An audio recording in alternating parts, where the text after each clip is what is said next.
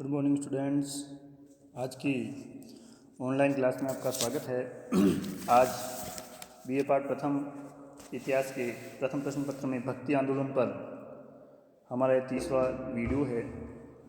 भक्ति आंदोलन के पहले के वीडियो में हमने भक्ति आंदोलन के इतिहास, उसके उद्देश्य, भक्ति आंदोलन उदय के कारण और प्रमुख आचार्य परंपरा के जो संत थे, शंकराचार्य, रामानुजाचार्य, मध्वाचार्य, निम्बार्काचार्य इत्यादि के दर्शनों और मोक्ष के संबंध में उनके विचारों पर हमने चर्चा की थी। आज हम भक्ति संतों के ऊपर चर्चा करेंगे। सबसे पहले हम रामानंद को लेते हैं, जो उत्तर भारत में भक्ति आंदोलन के प्रवर्तक थे। यह सगुण भक्तिधारा के भक्ति संत थे और राम और सीता की उपासना इन्होंने की थी और इसी पर इन्होंने जोर दिया था। रामानंद का मानना था कि भक्ति ही मोक्ष का एकमात्र साधन है। उन्होंने श्री संप्रदाय के महान संत राघवानंद को अपना गुरु बनाया और बाद में जब उनमें मतभेद हो गए तो वह भारत भ्रमण को निकल पड़े और उनका सारा जो जीवन है वो भ्रमण में ही बीता। भ्रमण करते हुए उन्होंने समाज में अनेक ऊंच नीच, भेदभाव इत्यादि की परंपराओं को देखा। तो जाति पाति तथा बाह्याडंबरों का विरोध करते हुए उन्होंने सभी जाति के लोगों को अपना शिष्य बनाया। प्रसिद्ध संत रैदास जाति से चर्मकार थे, कबीर जुलाहे थे, धन्ना जाट थे, सेना नाई थे, सतना पीपा आदि राजपूत थे। इसके अलावा भवानंद, सुखानंद, आसानंद, सुरसरानंद, परमानंद, महाआनंद और श्री आनंद के साथ साथ उन्होंने एक वेश्या गंगा को भी अपनी शिष्या बनाया। इस प्रकार उन्होंने तत्कालीन समाज के जाति पाति के बंधनों को तोड़ दिया। उन्होंने अपने उपदेश क्षेत्रीय भाषाओं में दिए। धार्मिक कर्मकांड, वर्ण संकरता और भेदभाव के विरोध को अपनी रचनाओं, ओजस्वी वाणियों, शब्दों, साखियों और पदों के माध्यम से उन्होंने अपनी अभिव्यक्ति दी। समाज सुधार के क्षेत्र में जो बीड़ा रामानंद ने उठाया था उसको बाद में उनके शिष्यों रैदास, कबीर, पीपा इत्यादि ने एक प्रकार से गति दी। रामानंद के शिष्य बाद में दो भागों में बट गए, जिनमें से एक निर्गुण भक्त परंपरा का अनुगामी बना तो दूसरा सगुण भक्त परंपरा का अनुगामी रहा। इस प्रकार रामानंद ने पहली बार क्षेत्रीय भाषा में अपने उपदेश दे करके विभिन्न जाति के लोगों को अपना शिष्य बना करके समाज को एक नया संदेश देने की उन्होंने कोशिश की। रामानंद के ही प्रसिद्ध शिष्य थे संत कबीर। निर्गुण मार्गी संतों में कबीर संत का नाम हिंदू और मुस्लिम दोनों समुदायों में आदर से लिया जाता है। परंपरा के अनुसार वाराणसी के समीप एक विधवा ब्राह्मणी के गर्भ से उन्होंने जन्म लिया और जब इनकी माता ने इनको त्याग दिया तो नीरू और नीमा नामक एक जुलाह दंपत्ति ने उनका पालन पोषण किया। उन्होंने हिंदू और मुसलमान दोनों के बीच का भेदभाव समाप्त करने के लिए दोनों ही धर्मों की कुरीतियों और आडंबरों का विरोध किया। मूर्ति पूजा का विरोध करते उन्होंने कहा, पाहन पूजे हरि मिले तो मैं पूजू पहाड़, ताते या चाकी बलि जो पी सिखाए संसार।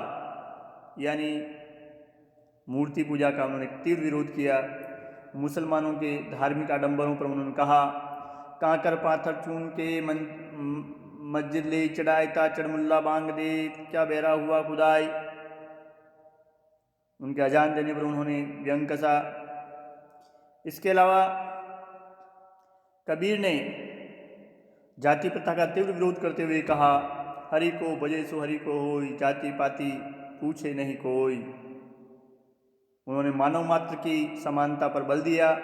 बाल विवाह, सती प्रथा, प्रदा प्रथा आदि की उन्होंने आलोचना की।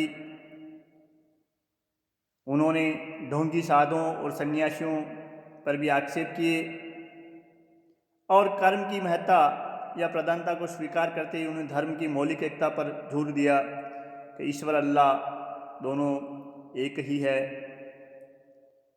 उन्होंने राम, रहीम, कृष्ण, करीम, मक्का तथा काशी सबको एक ही माना।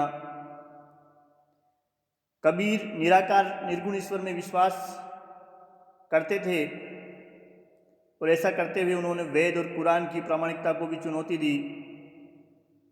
कबीर की वाणी का संग्रह बीजक नामक प्रसिद्ध ग्रंथ में संग्रहित है। जाति पाति, ऊंच नीच आदि का घोर विरोध करते हुए उन्होंने समाज के निम्न वर्गों को सम्मान दिया तथा उपेक्षित एवं अनादृत जन समूह में आशा और विश्वास का संचार किया। एक प्रकार से अपरिग्रह की प्रवृत्ति अपनाते हुए उन्होंने ईश्वर से मांग की कि साईं इतना दीजिए जामे कुटुंब समाई, मैं भी भूखा न रहूं साधु न भूखा जाए। यानी केवल इतना ही मुझे खाने के लिए चाहिए कि मेरा काम चल जाए। इस प्रकार कबीर सच्चे मानवतावादी थे। उन्होंने हिंदुओं और मुसलमानों दोनों की धार्मिक सामाजिक कृत्यों का विरोध किया, उनकी आलोचना समान रूप से की। इसलिए दोनों ही समुदायों में वे समान रूप से लोकप्रिय थे, दोनों के ही प्रिय थे संत कबीर। सिख धर्म के पहले गुरु या सिख धर्म के प्रवर्तक गुरु नानक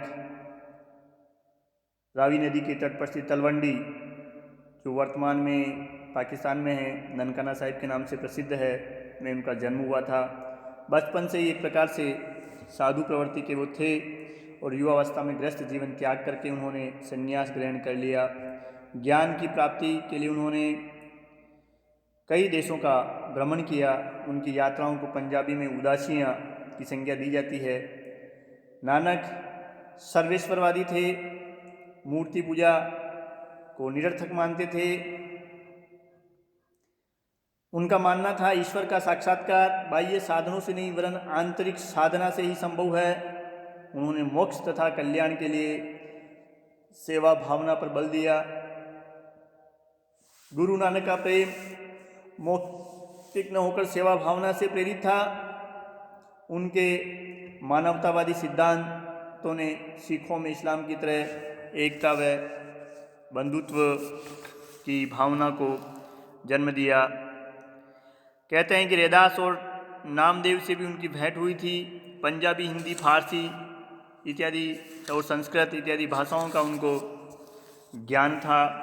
करतारपुर में रहकर उन्होंने अपने उपदेश दिए और वहीं उनका निधन हुआ। कालांतर में उनके उपदेश और उनके कथनों को सिख धर्म ने अपना लिया। उनके शिष्यों ने एक प्रकार से सिख धर्म की स्थापना की। गुरु नानक ने अपने अनुयायियों के लिए 10 सिद्धांतों का प्रतिपादन किया, जिसमें से ईश्वर एक है, सदैव एक ही ईश्वर की उपासना करो, जगत का कर्ता सब जगह और सब प्राणी मात्र में मौजूद है, सर्वशक्तिमान ईश्वर की भक्ति करने वालों को किसी का भय नहीं रहता है, ईमानदारी से मेहनत करके उदर पूर्ति करना चाहिए, बुरा कार्य करने के बारे में न सोचें और न किसी को सताएं, सदा प्रसन्न रहना चाहिए, ईश्वर से सदा अपने को क्षमाशीलता मांगना चाहिए, मेहनत और ईमानदारी से कार्य करके उसमें से ज़रूरतमंद को भी कुछ देना चाहिए, सभी स्त्री और पुरुष बराबर है, भोजन शरीर को जिंदा रखने के लिए ज़रूरी है पर लोभ लालच व संग्रह वृत्ति बुरी है। इस प्रकार गुरु नानक ने सभी धर्मों के प्रगतिवादी सिद्धांतों को अपने उपदेशों में स्थान दिया और आज भी लाखों की संख्या में उनके अनुयायी, करोड़ों की संख्या में उनके अनुयायी हमारे देश और विदेशों में भी उनके विचारों को फैला रहे हैं। तुलसीदास भक्ति संतों में सगुण भक्ति और रामाश्री शाखा के संत तुलसीदास ने राम को आराध्य मानकर जिस अमर चरित्र काव्य की अवधी भाषा में रचना की रामचरितमानस, उन्होंने उनको अमर बना दिया। जन्म लेते ही इनके मुँह से जैसे ही राम शब्द उच्चरित हुआ, इनके माता पिता ने इनको त्याग दिया, दूरी बना ली। नरहरिदास ने इन्हें धार्मिक शिक्षा देकर एक नया रास्ता दिखाया। अपनी पत्नी रत्नावली के प्रति अत्यधिक आसक्ति दिखाने पर उसके तानों ने इन्हें भक्ति मार्ग की ओर अग्रसर किया। हाड मांस की दह मम वामे इतनी प्रीति, या ते आदि यो राम भय, अवश्य मिटे भय भव भीति। इन शब्दों ने तुलसीदास का जीवन चेंज कर दिया, जीवन बदल दिया। आसक्ति से विरक्ति की ओर वो अग्रसर हुए। उन्होंने अपना आराध्य राम को स्वीकार किया और रामचरितमानस के रूप में एक अमर काव्य की रचना तुलसीदास ने कर दी।